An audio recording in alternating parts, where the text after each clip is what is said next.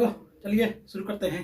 आज का जो हमारे परसेंटेज चल रहे हैं उसी में थोड़ा सा और आगे चलते हैं और इसी में चलते हुए देखते हैं कि आगे क्या है।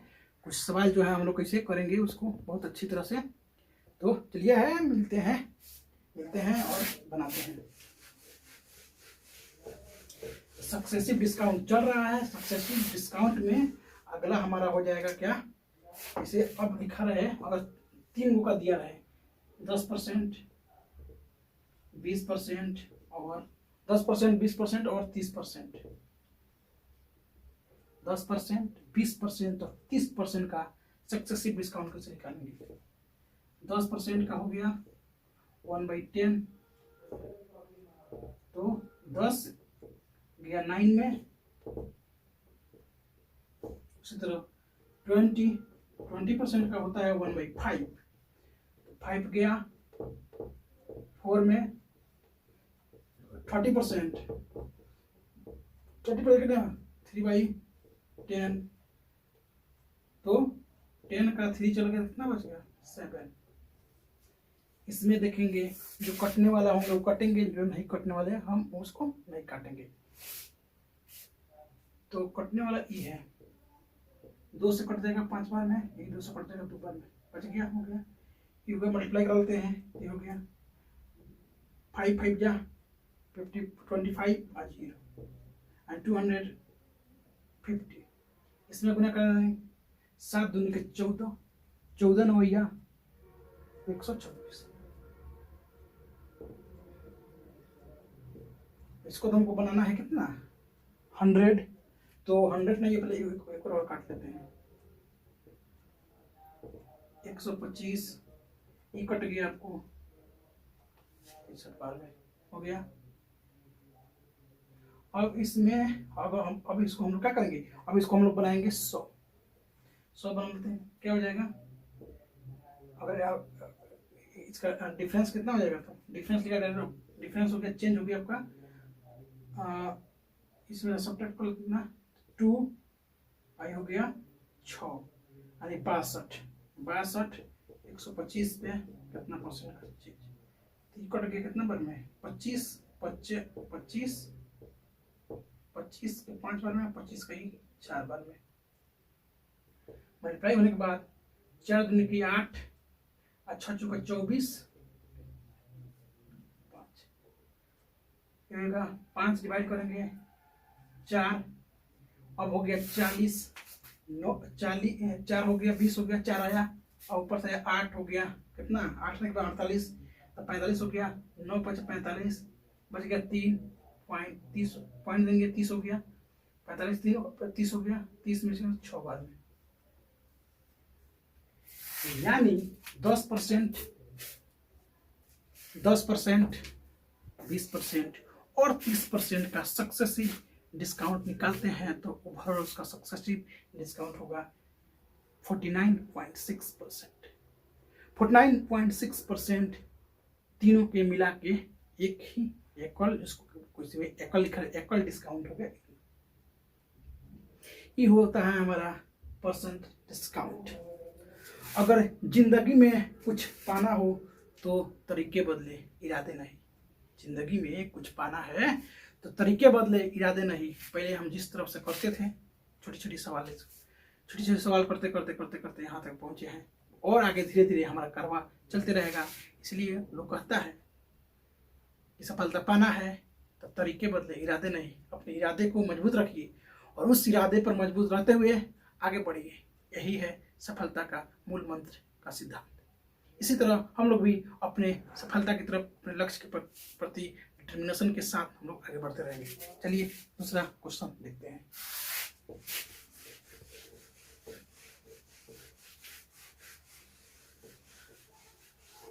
और यह है 15%, 20% और 25%।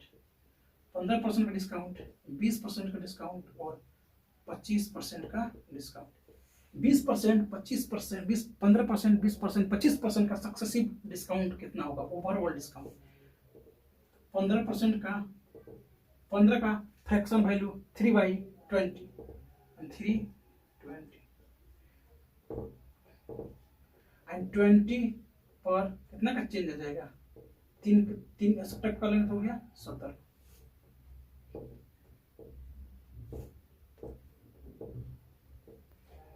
20%, 20% का फ्रैक्शन वैल्यू 1/5, 5 का चेंज 4 पे, 1 का चेंज 5 पे हो गया। उसके बाद 25%, 25% का 1/4 यानी 4 का चेंज 3। ओवरऑल इतना हमारा हो गया। जो इसमें कटेंगे हम लोग उसको काट देंगे, जो नहीं कटेंगे तो हम लोग उसको करें मल्टीप्लाई करते हुए आगे निकलेंगे। तो चलते हैं आगे, निकलते हैं। मुश्किल इस दुनिया में कुछ भी नहीं, मुश्किल इस दुनिया में कुछ भी नहीं, फिर भी लोग इरादे तोड़ देते हैं।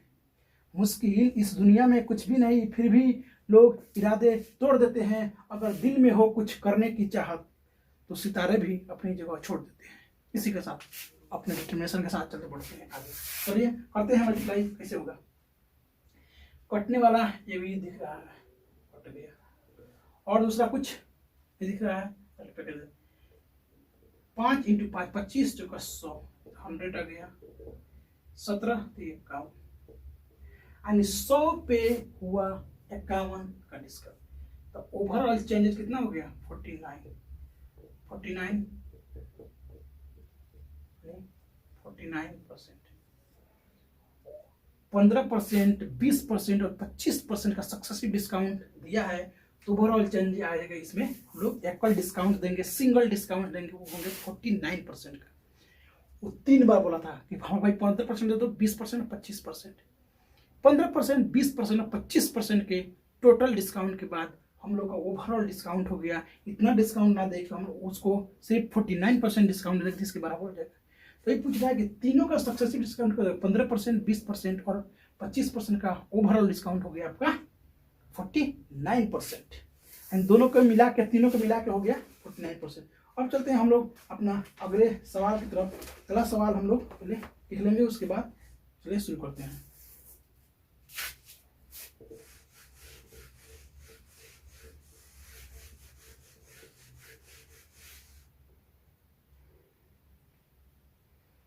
एक और बार जान लेते हैं।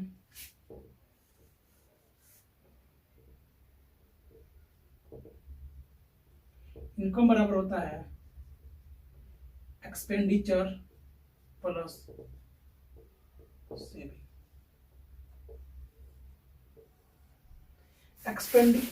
इनकम इक्वल होता है एक्सपेंडिचर एंड सेविंग। मतलब कि आपका आय कितना हुआ, आपका आय कितना हुआ, इस बात पे हम लोग ऐसे डिपेंड करते हैं कि जैसे मान लीजिए हम कोई सामान, मान लीजिए मेरा इनकम है 200 रुपया, 200 रुपये इनकम के साथ हमने 100 रुपया खर्च खरीदा, बचा कितना 100 रुपया सिंपल। 200 रुपये इनकम है, 50 रुपये खर्च खरीदा, बचा कितना 150। यानी सेविंग 50 रुपये खर्च करने के बाद कितना बचा 150 बचा। तो 150 हमारा हो गया सेविंग। खर्च कितना हुआ 50 रुपये। तो इसी को इनकम बराबर होता है एक्सपेंडिचर प्लस सेविंग। इसी में से अगर एक्सपेंडिचर दिया रहे, इनकम दिया रहे तो सेविंग निकाल सकते हैं। इसी में से इनकम दिया रहे, सेविंग दिया रहे तो एक्सपेंडिचर निकाल सकते हैं। इसी में से एक्सपेंडिचर दिया रहे, सेविंग दिया रहे तो इनकम निकाल सकते हैं। इसी में से एक्सपेंडिचर दिया रहे, सेविंग दिया रहे तो इनकम निकाल सकते हैं। इनकम दिया रहे, सेविंग दिया रहे तो एक्सपेंडिचर निकाल सकते हैं। इनकम दिया रहे, एक्सपेंडिचर दिया रहे तो हम सेविंग निकाल सकते हैं। तीनों बात इसी पे डिपेंड करेगा। इसी के अनुसार हम लोग आगे बढ़ते हैं और आगे वाला अपना देखते हैं क्या होता है। तो अगला सवाल में हम लोग देखेंगे, लिखा हुआ है कि एक आदमी अपनी आय का 30% कपड़ा पर खर्च करता है। एक आदमी अपनी आय का 30% कपड़ा पर, एक आदमी अपनी आय का 30% कपड़ा पर, 25% फल पर, 25% फल पर, फल भी खाता है कपड़ा भी बनता है, फल पर, और 20%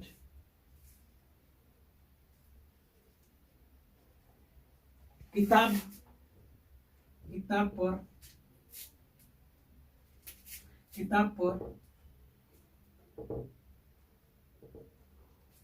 और 5% अन्य अन्य वस्तु पर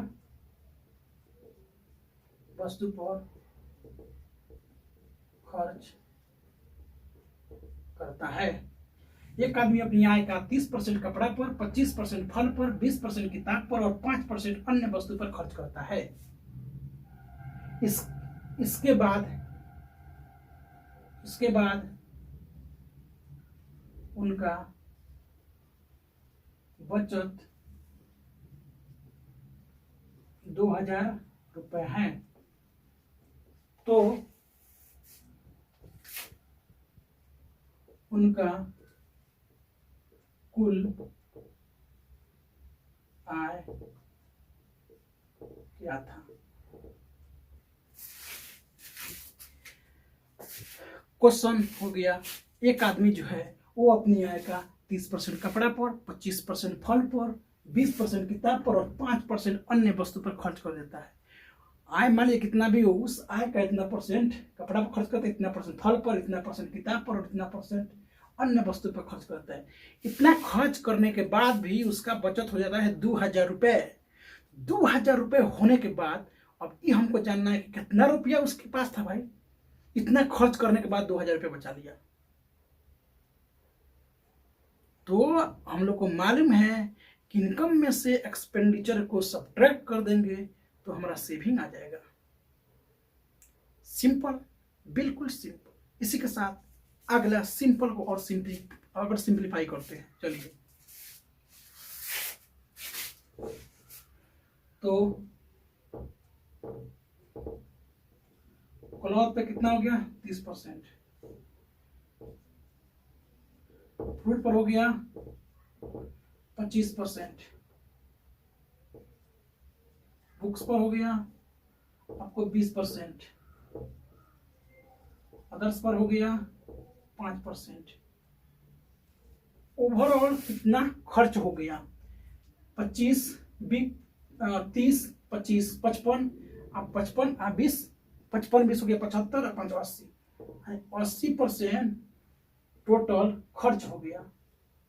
80% टोटल खर्च हो गया। 80% टोटल परसेंटेज में हम 100 को बेस वैल्यू मान के चलते हैं। तो 80% खर्च होने के बाद बचा कितना? 20%। 20% क्या है? सेविंग है। ठीक है, सेविंग है 20%। 20% सेविंग है तो 20 का मान कितना? 20 परसेंटेज में आया सेविंग, लेकिन यहाँ पर परसेंटेज में दिया हुआ तो रुपया में दिया हुआ है, इंटीजर में दिया हुआ। तो भाई तो 20% किसके बराबर है? 2000 रुपए के बराबर है। तो 100% कितने के बराबर हो जाएगा? 100% करने के लिए 5 से मल्टीप्लाई, उसमें 5 से मल्टीप्लाई करने के 10 हो गया, उसके बाद 0 हो गया। यानी 20% यहाँ पे 20% प्रतिशत में आ गया, लेकिन 20% वो प्रतिशत में नहीं दिया है। उन्होंने पैसा में दे दिया, रुपया में दे दिया कि भाई 20% नहीं, 2000 रुपये उसका सेविंग हुआ है। तो 2000 रुपये जब सेविंग हुआ है तो उसी को हम लोग यहाँ पे क्या करेंगे? 20% जो रिमाइंडर बचा है, यहाँ पे 80% खर्च हो गया। प्रतिशत में 100 को बेस वैल्यू लेके चलते हैं तो 80% जब खर्च हो गया तो कितना बचा? यहाँ पे रिमेनिंग जो है, रिमेनिंग कितना बचा? 20%। वही 20% किसके बराबर है? 2000 के बराबर है। तो 20% 2000 के बराबर है तो 100% कितने बराबर हो जाएगा? 10,000 रुपये। उस बालक, उस मनुष्य के पास, उस आदमी के पास 10,000 रुपया था, जिसमें से उसने 30%, 20%, 25%, 5% खर्च करने के बाद मात्र उसके पास 2000 रुपये बचे। 2000 रुपये बच गया, लेकिन वो 2000 अगर प्रतिशत में निकालते हैं तो सेविंग, अगर 20% सेविंग बचा लिया, 20% जो है किसके बराबर है? 2000 के बराबर है। तो हमारा प्रतिशत को अगर 100% निकालते हैं तो हमारा आ गया 10,000 रुपये। उस आदमी को 10,000 रुपये उसके पास था।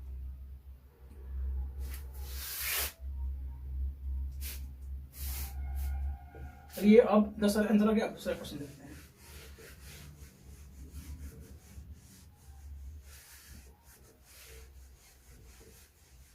एक आदमी अपनी आय का 70% खर्च करता है, यदि उसके आय में 20% के 20% से बढ़ जाती है तो उसका खर्च 20% से बढ़ जाती है तो उसके बचत में कितने प्रतिशत का अंतर आएगा। क्वेश्चन है, एक आदमी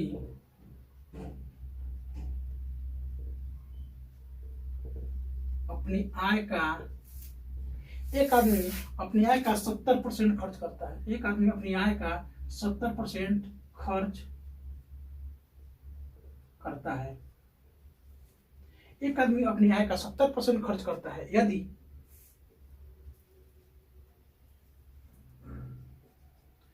उसके आय में 20% की वृद्धि हो जाए एवं उसके खर्च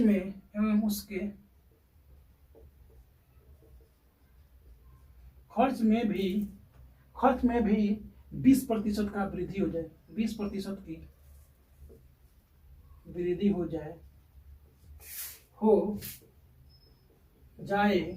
तो उसके बचत में कितने का अंतर आएगा। एक आदमी जो है वह मान लीजिए कुछ कमाता है तो कभी मान लिया अच्छा काम कर लिया, उसको इंसेंटिव लगा कर लोग दे दिया कि चलो भाई काम किया है अच्छा, हम लोग चलो तुम कुछ पैसा दे देते हैं एक्स्ट्रा में। जब आदमी काम कर रहा था तो उसका जो पैसा जितना पहले इनकम मिलता था उसमें क्या किया 20% का वृद्धि बढ़े। जब इसको मिल गया पैसा तो ये भाई क्या है रुकने जाए, ये भी खर्च में था, खर्च इसका भी बढ़ गया।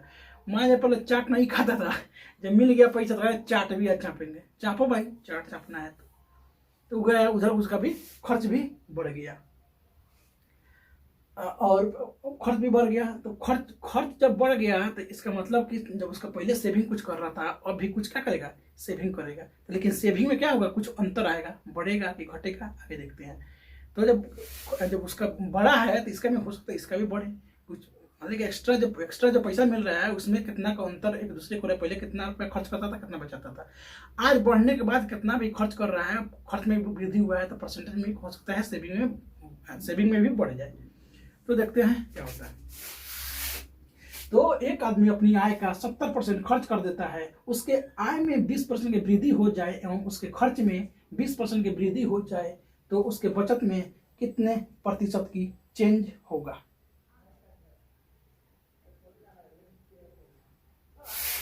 तो चलिए बनाते हैं।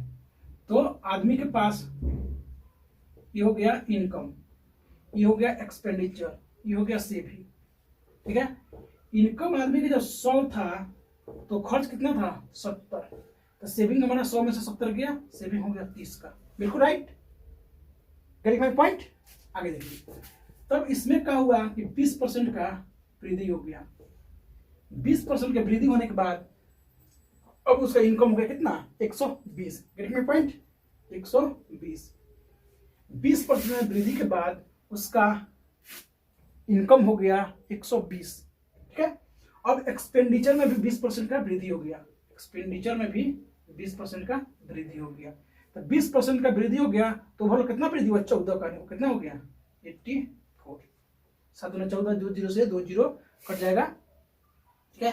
तब 120 था, अब पहले था 100 तो 70 खर्च किया, अब 120 हुआ इतना खर्च गया, कितना ओवरऑल कितना का अंतर हो गया 84 और 16, 100 और 20 36, 16 और 20 36। अब देखिए पहले सेविंग था 30 रुपया, इधर बढ़ जाने से उधर भी बढ़ गया, सेविंग भी बढ़ गया। सेविंग कितना भी बढ़ गया, पहले 30 था अब हो गया 36, राइट। तो पहले था 30 अब हो गया 36, इसका मतलब कुछ परिवर्तन हुआ है, चेंज हुआ है, बिल्कुल हुआ है। 30 था पहले, सेविंग 30 रुपये बचाता था, 36 रुपये बचा रहा है।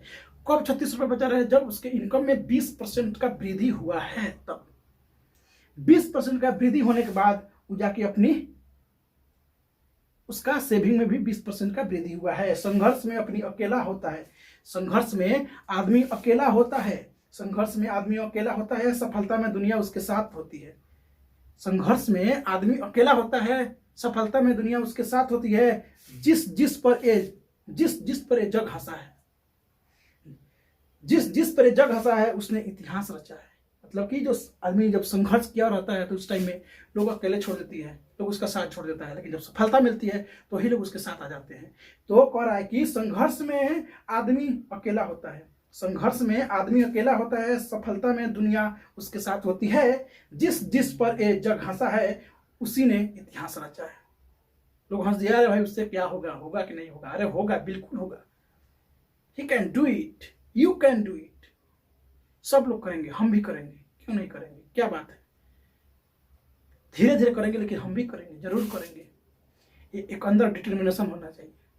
हम भी करेंगे, बिल्कुल करेंगे। ये बात सोचते हुए हम लोग चलते हैं। डरने से कोई बात नहीं होगा। डरने से क्या होगा? सिर्फ आदमी मायूस होगा, और क्या होगा?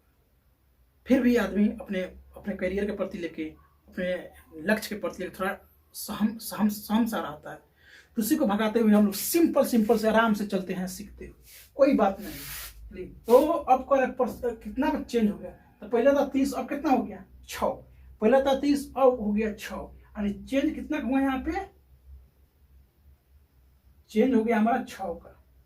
6 का चेंज किस पे हुआ है? 30 पे। तो 30 हो गया।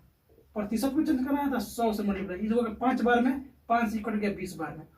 ओवरऑल 20% चेंज हो गया। आंसर हमारा 20%। एक बात यहाँ ध्यान देने योग्य है, कौन सी बात? कि जितना इनकम में इंक्रीज हुआ है उतना ही एक्सपेंडिचर में इंक्रीज हुआ है। जितना इनकम में इंक्रीज हुआ है उतना ही एक्सपेंडिचर में इंक्रीज हुआ है। तो अगर इसी तरह है तो अगला में भी क्या होगा? उतना ही इंक्रीज होगा। यानी 20% इनकम में इंक्रीज हुआ था तो एक्सपेंडिचर में भी 20% इंक्रीज हुआ, उसके बाद सेविंग में भी 20% इंक्रीज हुआ। ये होती है बातें।